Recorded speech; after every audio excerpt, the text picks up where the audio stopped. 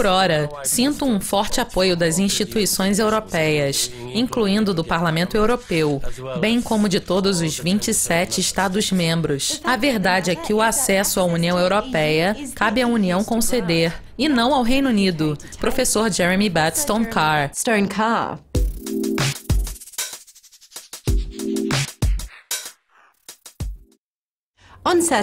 No sábado, os líderes da União Europeia apoiaram unanimemente as diretrizes para a negociação da Brexit. Qual é a sua opinião sobre o documento? Minha opinião sobre as diretrizes da União Europeia para as negociações da Brexit é que todos os Estados-membros, excluindo o Reino Unido, entraram em um acordo muito rapidamente em relação aos termos sob os quais a União vai negociar o processo de saída do Reino Unido. Mais importante ainda, o documento indica que questões como a responsabilidade fiscal do Reino Unido com a União Europeia e a garantia de residência para cidadãos europeus são invioláveis.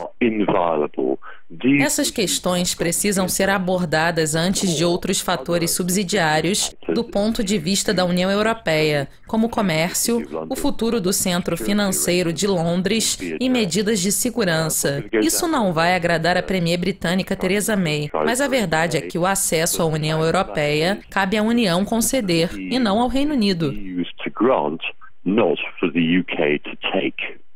Os Estados Unidos terminaram seus exercícios militares anuais de larga escala com a Coreia do Sul no domingo, mas continua com um exército naval separadamente, o que gerou uma ameaça de guerra nuclear com a Coreia do Norte. Será que essas tensões terão algum impacto sobre o mercado esta semana? As tensões coreanas são muito difíceis para os mercados financeiros anteciparem precisamente. Na verdade, eu diria que eventos políticos e geopolíticos em geral são difíceis para os mercados financeiros anteciparem, historicamente falando. Mesmo se voltarmos ao início da Primeira Guerra Mundial, apenas em julho de 1914, o jornal The Times sugeriu que uma guerra contra a Alemanha seria inevitável, antes de os mercados financeiros perceberem. A questão é que a Coreia do Norte tem sido um grande risco de cauda por tanto tempo que os mercados financeiros têm tentado antecipá-lo. Além disso, o fato de os Estados Unidos agora estarem muito próximos das águas norte-coreanas e os chineses também terem se mobilizado, na verdade tem encorajado muitos investidores a acreditar que a Coreia do Norte poderia ser contida.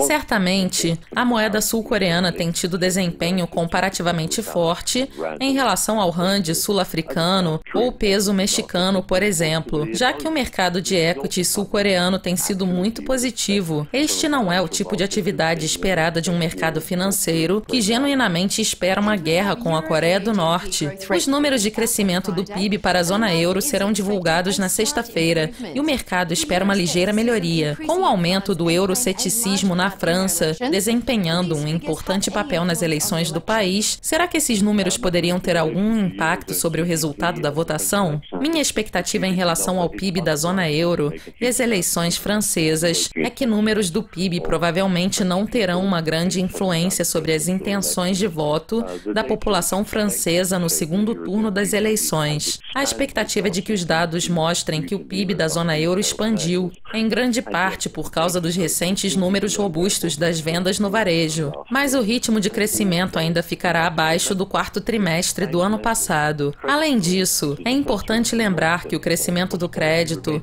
que é essencial para a prosperidade econômica a longo prazo, continua extremamente fraco, apesar de algum crescimento na área de crédito hipotecário. Em minha opinião, isso sugere que, independentemente do desempenho dos dados, a atividade econômica na zona euro permanece extremamente fraca e muito abaixo da meta de 2,5% das autoridades. Entretanto, em se tratando das eleições francesas, o impacto não será muito grande. Muito obrigada pela participação e pelos comentários, Jeremy. Continuem conectados a Dukascopy TV para mais análises de mercado durante a semana. Até mais!